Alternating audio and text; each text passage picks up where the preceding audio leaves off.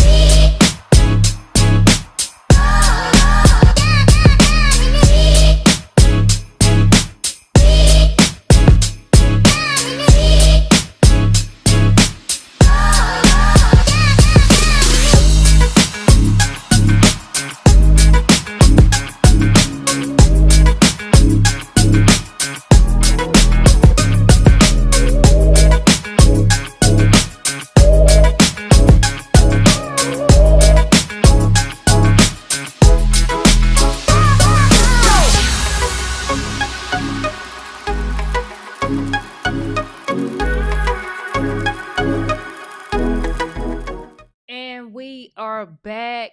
We are back. And let me go ahead and bring up the families. How y'all feeling? How y'all doing? I think y'all, or let me mute y'all, or y'all muted yourself. You can unmute. Feeling good. There we go. I was like, can y'all hear me? Okay, Yes. okay. Yes, Yeah. y'all, before we get started, I did not mention that we are on a go for 5,000 subscribers. Hit that subscribe button, hit the like button. Let's get to, we close to 20. Let's get this to 10 likes. We're going to go ahead and get started. We are going to go ahead and get started. I'm going to start top left. So, camera, go ahead and introduce yourself. We'll go camera, Jalen, Berlia. Introduce yourself, and we're going to go ahead and get started. My name is Karen Banks. I'm from Indianapolis, Indiana, and I'll be attending the University.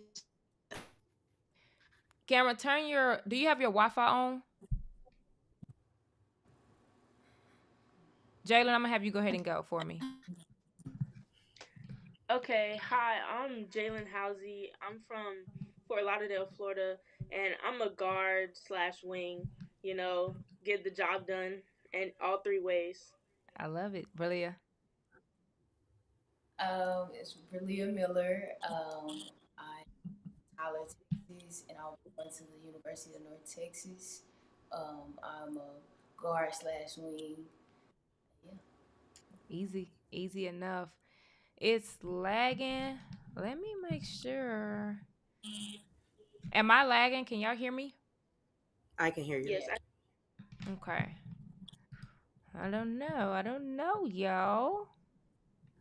We're going to try to make sure that we are good to go. Let me do this real quick because I don't want us to be lagging. Camera, go ahead and introduce yourself for me. You were going in and out earlier.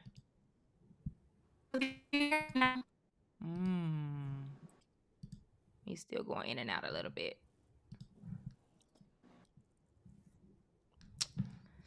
I'm good, right? I'm not lagging. No. no. All right. Y'all let me know in the chat if it's lagging, what it sound like, because it sounds good on my end. But Jalen, I want to kind of start with you. You know, we start with the whys.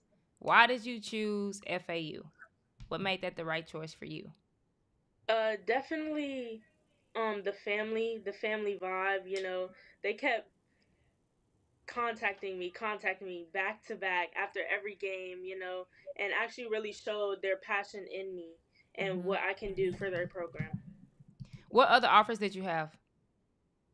I had Dang, I had a lot.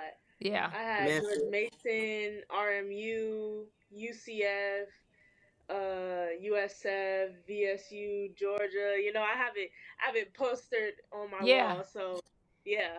Yeah. Now, obviously, especially when you have a lot of different offers, I feel like it's hard, right? It's hard when you get to that top five, the top three, or whatever. I feel like you can go to any one of them.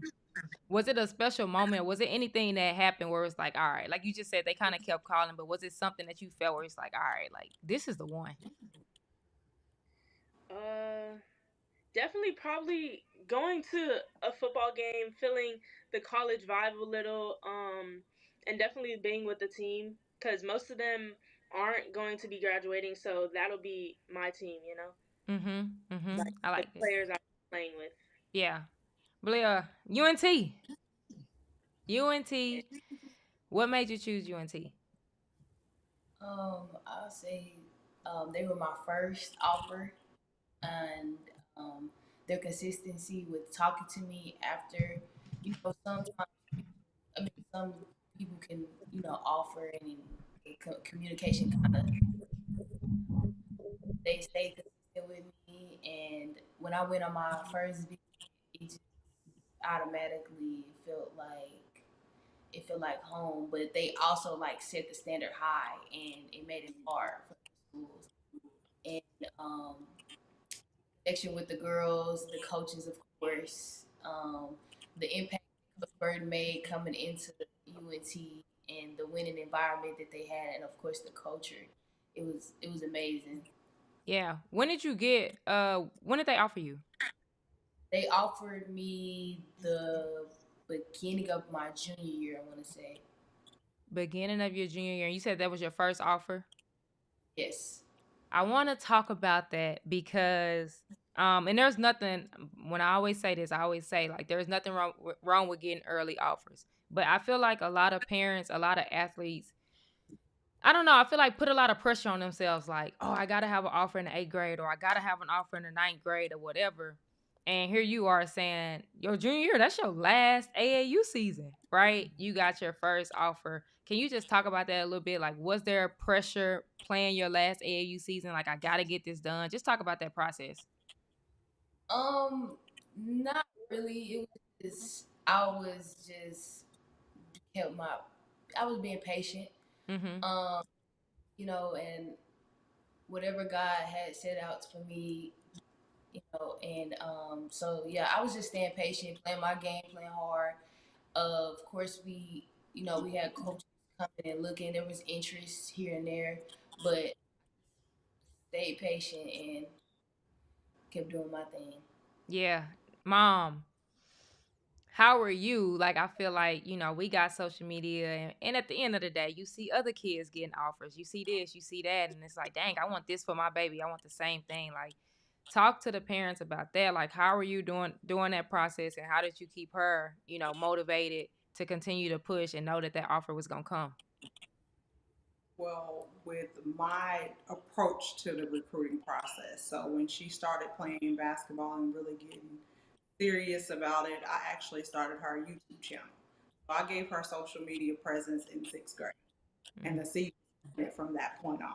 So just the waiting game, the patience, the continual training and developing her, and as she was growing and maturing, I knew that the potential was already there. I knew the work had been put in and the seed had already been planted. So her time was going to come, only up to God.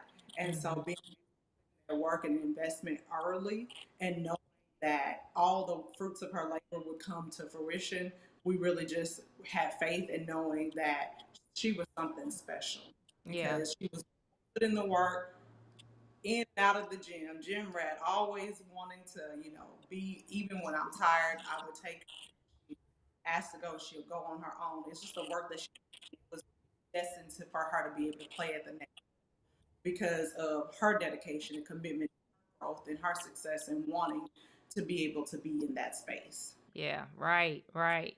I'm trying to say, I want to like clap. I'm trying to keep my hands down because these nails, y'all, Lord have mercy.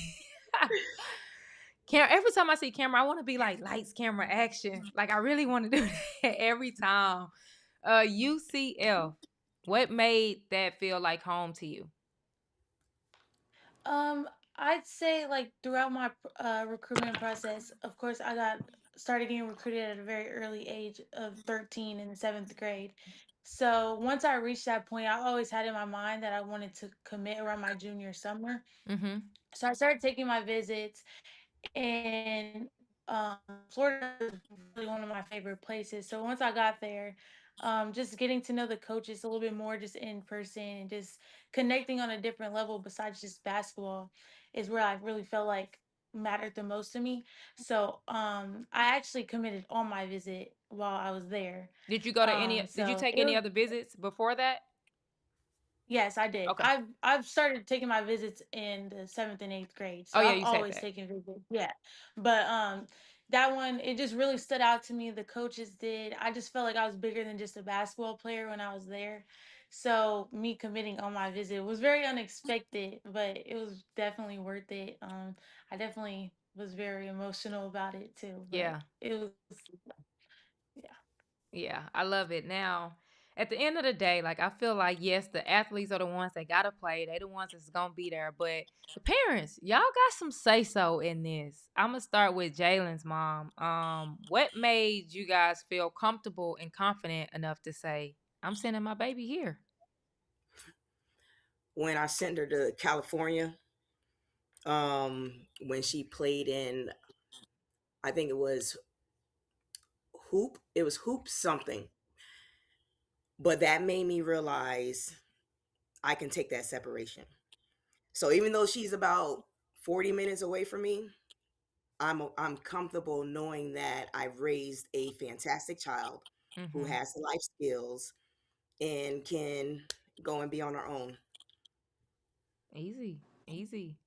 Miller time. Same question. Mom. So with her making the decision, I allowed her to enjoy her. I was there to support. I allowed her to ask the questions that she needed to, with a little guidance, Mm-hmm. that she needed to ask and have those tough conversations with herself. So the journey she got a chance to enjoy. I had the opportunity to play at the next level as well, but my journey didn't look like hers. And I Mm-hmm. wanted to be able to have that space to make the decision, kind of weigh her options, make notes, just all those things that come along with being able to make a decision of such. And so I gave her that space to be able to just really focus in on the things that were most important to her in this journey and wanting to be able to play at the next level. And so just giving it that space is what's going to be most important in them making that decision to pick the school of choice that. Mm-hmm. Now you said that you allow her to ask the questions. What are some questions you guys ask these coaches? Um, mm, like where do you see me in, like, asking what their playing style is first, and then Mm-hmm. he making an impact in your playing style. That was one. One of the questions that I often asked was, what was it about my child or my saw in her that made her?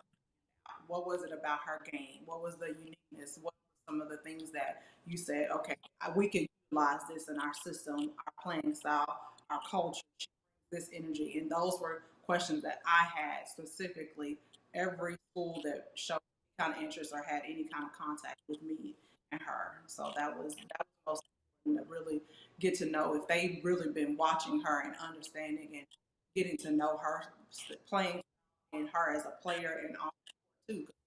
UNT, they really did their homework on watching and being intentional about everything that Belia.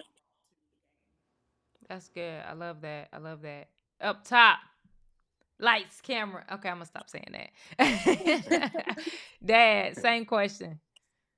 Yes, ma'am. So, just to kind of piggyback on just the overall process with it, for us, um, we kind of took a approach that a lot of people uh, probably would look at and be like, "Why in the world would y'all do it that way?" So, like she said early on, she got her first scholarship offer in the seventh grade from Purdue, Mm-hmm. which is a hometown team. Then it kind of went on from there with like schools in the Big Ten or whatnot. So what Mm-hmm. I did, this is my oldest, so obviously it was a lot of trial and error with it. So what I did was got her out on the road early. So my plan was from kids that I had previously coached, what you found with parents and players is a lot of these parents and players get what we call the wow factor.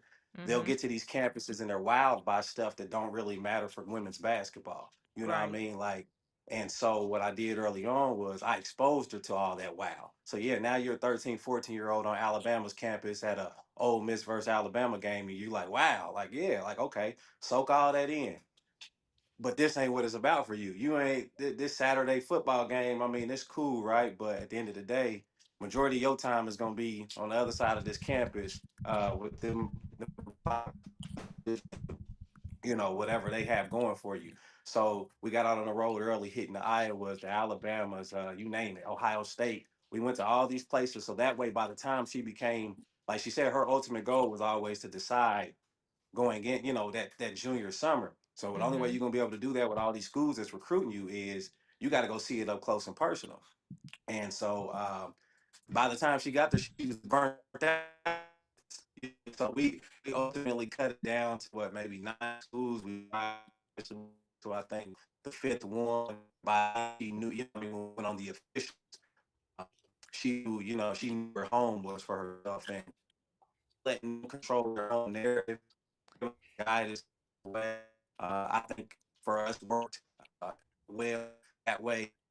When you fielding all those calls as a young teenager, now the conversations aren't just all smiling grins. Y'all talking real life conversations. Like you want to be looked at as more than just a basketball player. At the end of the day, it is a business, but on a Saturday afternoon when ain't nothing going on, you want to be able to have a coach that's gonna still be able to relate to you and pour into you as a young woman, young black woman at that. So Mm-hmm. it became, a no brainer for us. it became a no-brainer for us as the as we started narrowing it down, getting towards the it came down with like some of the West Virginias, St. John, schools like that, couple Big Ten schools, but ultimately she felt like UCF was home and we backing her with it. Yeah, I love it. Now, when when she committed, UCF was already in the Big 12, right? Yeah. Or no? Yeah. Yeah. Yeah. Okay. Yeah. That's what I Yeah. They thought. were. Yes. Okay. And can y'all all do me a favor? I don't know if everybody is on your Wi-Fi. I see some in the comments saying it's a little low or lagging. So if y'all can get on Wi-Fi, that would be great.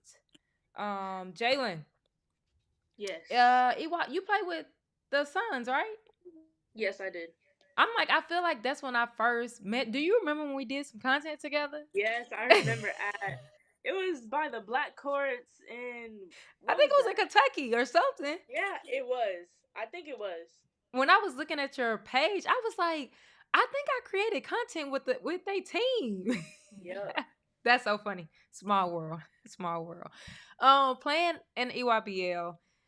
I feel like obviously, and all circuits have high level competition. I feel like we got EYBL, Under Armour, and Adidas, correct on here. I think all three. Been on the EYBL circuit. How do you feel like that prepared you, or has prepared you, or is preparing you for the next level playing at the collegiate level?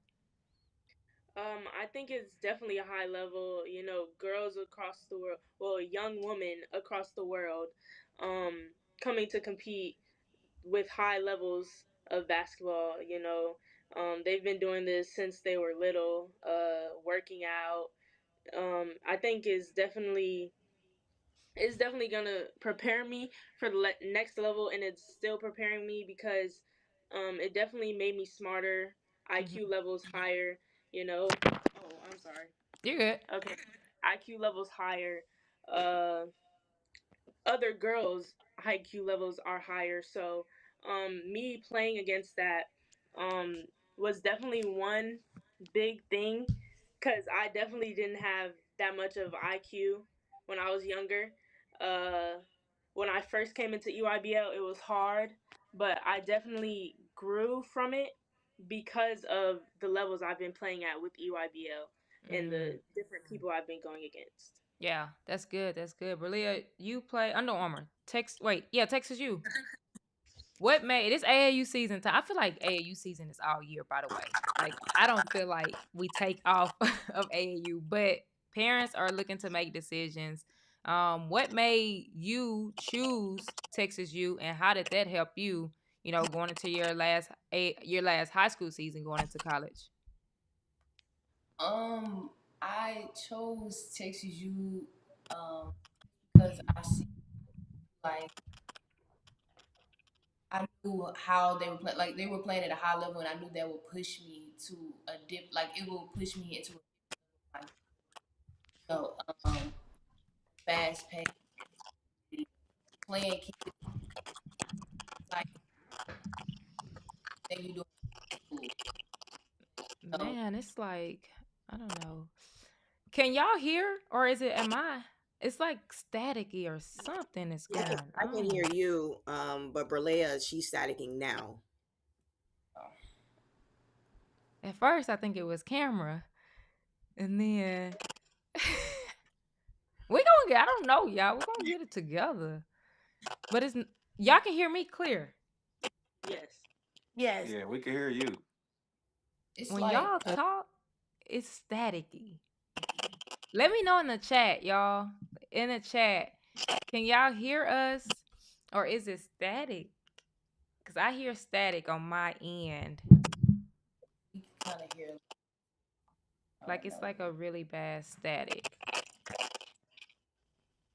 Staticky, you sound clear, but do we sound staticky?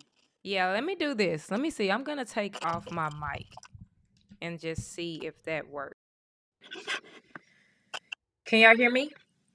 Yes. Yes. Yes. Yeah. Do I sound the same? Yeah. Well, you sound Yes. clear. Better. It sounds better. Sound Yeah. better. All right, we're gonna just. That's crazy to say it sound better without the mic, but we're gonna go there. All right, I think we might be good. I don't know. Camera, go ahead and say something for me.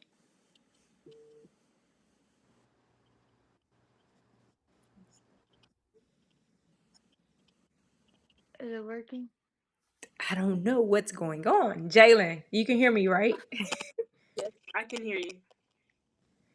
Okay, I don't know, y'all. I don't know, but we're gonna keep it rolling.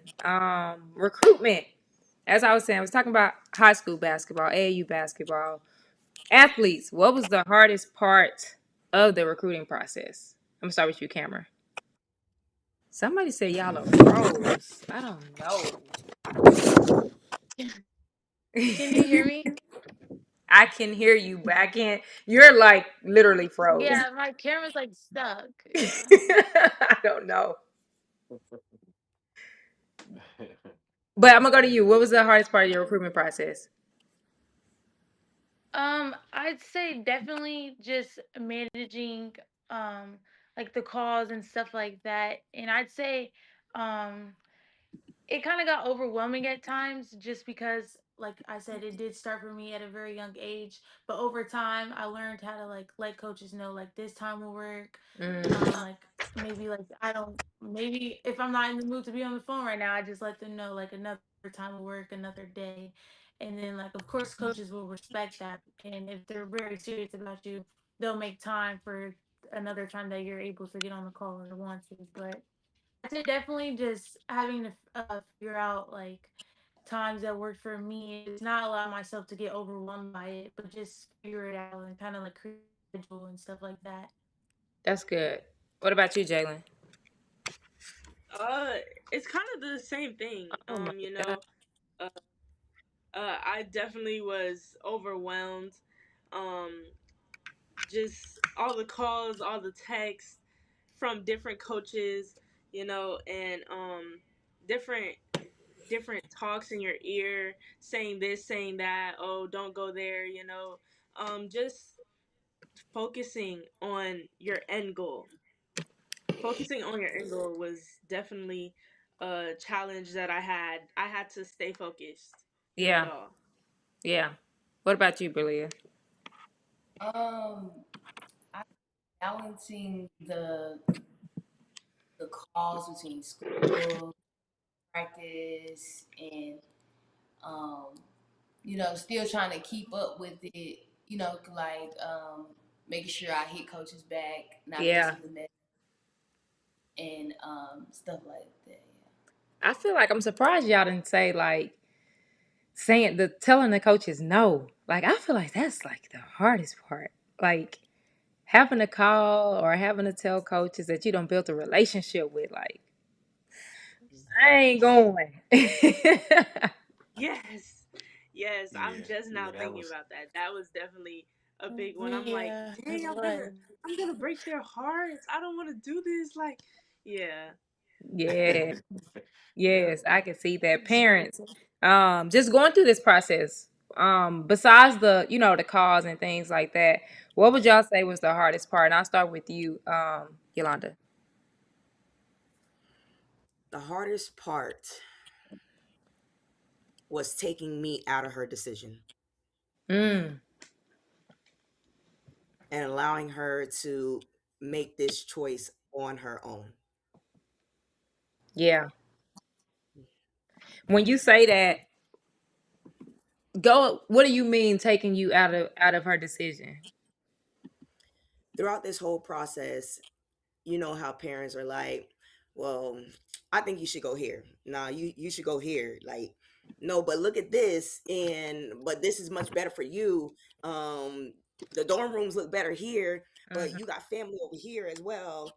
So it took me the prayer of God to ask just to take my whole self out of that process Hmm. and just to encourage her, and if she has questions, I'm gonna give her facts, not my opinion.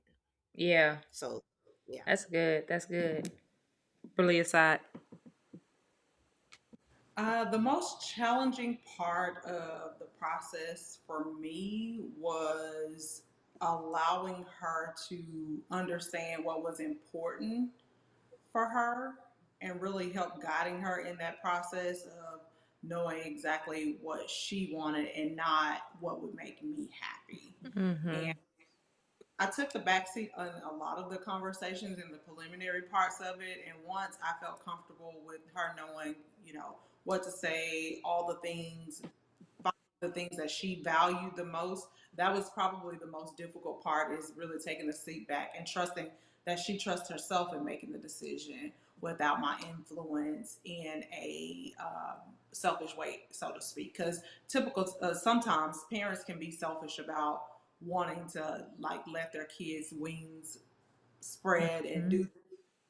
At this point in life, sometimes you have to take the back seat, because when push comes to shove, you're not going to be there with them on campus. So they have to they have to make a decision based on what's best for them, and you Mm-hmm. have to instill things in them so that they know how to make those decisions with your support. But taking a back seat was probably more of the most challenging thing that I had to do in the recruiting process. That's good. That's real good. Up top. For me, I would say that actually the most challenging thing was with it being with so many schools and so many voices was honestly trying to figure out who was really genuine or who was all Mm-hmm. smoke and mirrors. Um, a lot of these coaches will tell these kids what they want to hear. They'll tell a lot of the families what they want to hear, and so when it came down to that, towards the end of the process, a lot of stuff started to weed itself out. What I mean? What I mean by that is, uh, we call it, but here at home, we call it the Michael Myers effect, right? People can only pretend to be something for so long before it gets hot, right? Under that Right. mask. So once that mask got to come off, you get to see what it's really about. And so for me, just trying to decipher between all of that and trying to read people. And I normally have a good read on people, but just trying to trust in, who had a genuine word and was really going to be about what they were saying All when it right. come down to, to our babies. And so that was the hardest part for me, is really keying in and honing in on like, can we really trust these people? So with like the UCF situation, it worked out because some of the coaches that had joined the staff I had previously known at other universities when they had jobs. So it kind of helped. It kind of helped out far as that trust process. And then they flew in numerous times, whether it was practices, open gyms. They got to meet my family, so you got to kind of know them on a more personal level outside of basketball. But outside of that, yeah, that for me as a dad, that was the hardest part, trying to figure out who was really what and if they were really about what they were talking about. Yeah. I like that. I like that. Athletes, what advice would y'all? I'm gonna take this question first. Actually, is it hard balancing academics and basketball? Which any one of y'all could take that. I feel like it's not hard. I feel like you can only make it hard if your focus isn't there. And I feel like the people that you have around you and who you surround yourself with really makes a big impact. Like surrounding yourself with people that have the same goals as you and they're like minded, will really keep you on track and keep like the main thing. So I feel like you can only make that as hard as like you make it. I feel like that's very easy and Hmm. it's only gonna get harder, especially Dang, we was doing good. I think she back. I heard we was good. I heard until like the end. Now I think she froze. Y'all, what advice would y'all give to other athletes that's navigating this journey?